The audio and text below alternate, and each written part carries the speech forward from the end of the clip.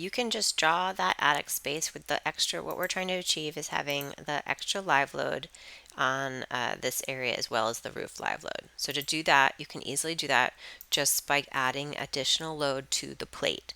So on this roof, we assume that there is live load on the roof. You can see that here, but we're trying to add additional 20 pounds of regular live load.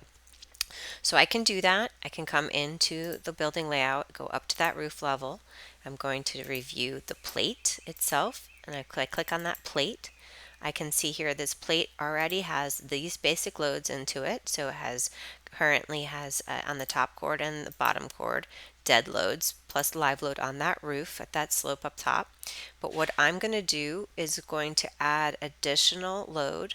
If I go over to the modify loads, I can apply it right here as an area load. So I can do it as regular load there. I'm going to do a negative 20 pounds per square foot. And I'm just going to grab the edge here and I'm going to draw that across, and that is considered a live load at the same time as there's a roof live load. So I'm going to apply those changes, say OK, and then I can run the analysis with this project. And what I can validate by seeing that the load got to where I need to go, I can click on that plate again and I can see it. So easy to just verify that with the plate. Go to basic loads and you can see under the summary, you can see that all the kinds of loads that are on there. So if I just click on all, it'll show me all the types of loads that went to these reactions here for what kind of loads went into it. I also can see here, these are the reactions that came off of that. And that was based on the 20 pounds per square foot. And then we can also see the reactions in the live load in the roof direction.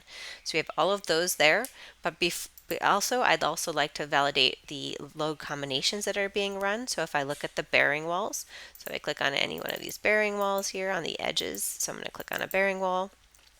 Look at the sizing tab, and then I can see in here that I'm seeing also the dead, the live load, and the roof live load listed there.